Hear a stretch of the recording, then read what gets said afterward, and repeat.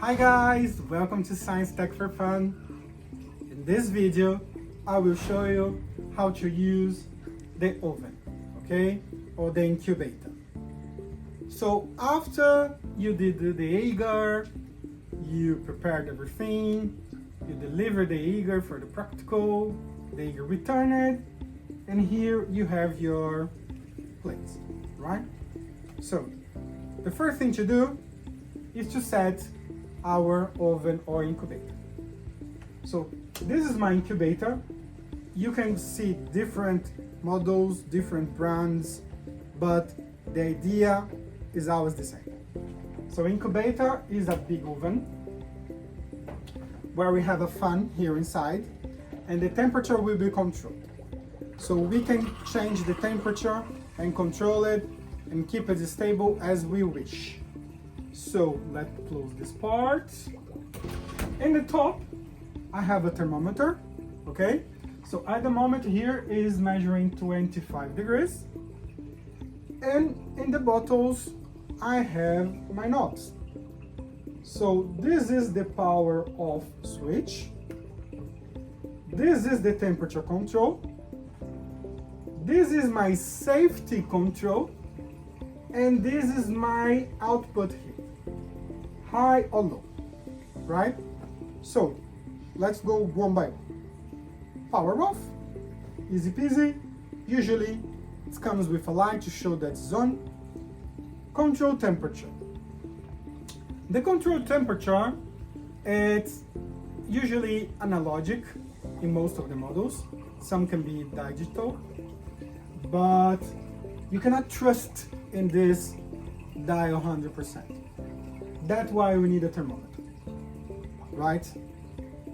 Why? First, the machine might be, the oven might be old, the machine might be discalibrated. There are several variables that can change the outcomes of your temperature. So, for example, for the practical I did here, it was a A-level practical. We use E. coli as bacteria. E. coli is a not pathogenic bacteria, is an aerobic bacteria. So I don't want to select anything here that might be contaminating my plate and also be pathogenic. I cannot remove the O2 from the plate. So this is a good sign because I want bacteria that grows just in the oxygen. But the temperature might be a problem. If I reach the temperature too close to my body temperature, 36, 37, this will be a problem. Because bacteria that might be pathogenic but also tolerate O2 might grow here. So I might be selecting pathogenic bacteria, and I don't want that. So what I will do is I will place my oven between 25 to 30, and then I place my plates inside. If I'm in a rush, okay, I need my results for tomorrow, and I'm in a very cold day during the winter, I can do a trick.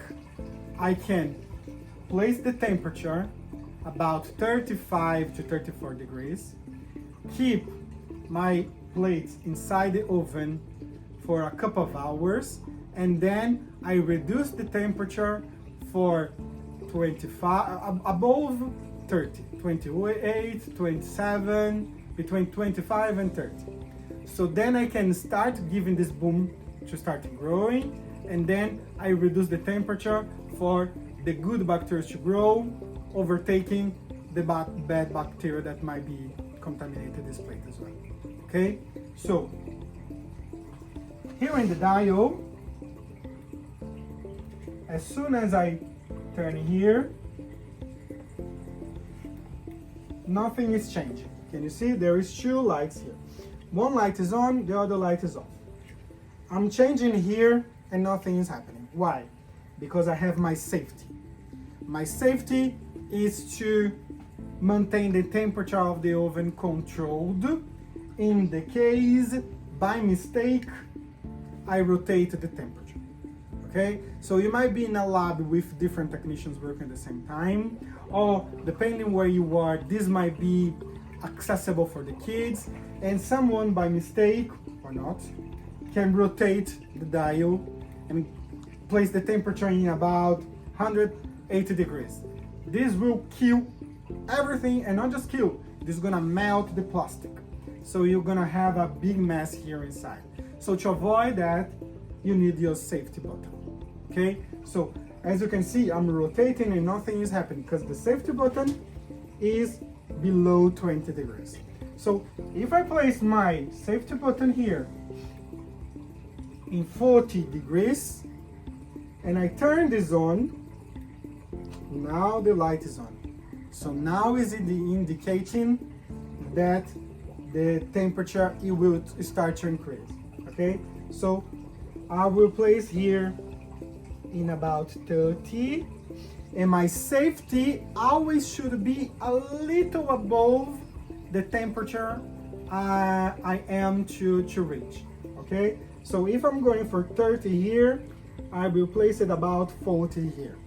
Okay, so to leave you a little bit of room to work with the dials. The output, low and high. Again, everything depends on the necessity. If you need the temperature of the oven to go up very fast, you go for high. If you have more room to work and time is not a problem, you go for low. Okay? So with low, you might have more control. With high, you might have more speed. Okay?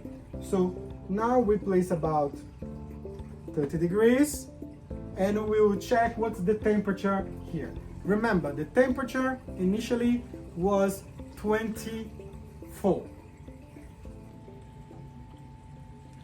So as you can see now, in about 5 minutes, I reached 30 degrees.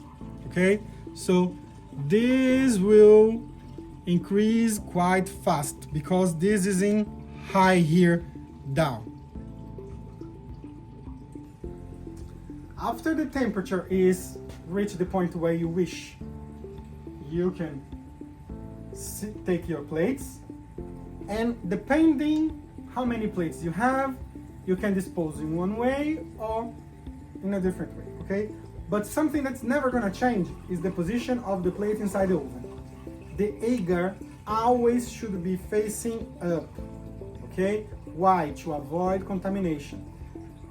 If I have my agar facing down, when I take my plate from the oven or to put inside, I might take the lid and lift it and expose the inside to contamination.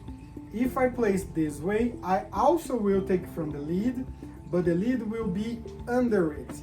So no contamination is going inside. So all the plates, that's a rule you can never break. All the plates should have the agar facing up, lids facing down. So when I open my oven, I can feel the temperature here.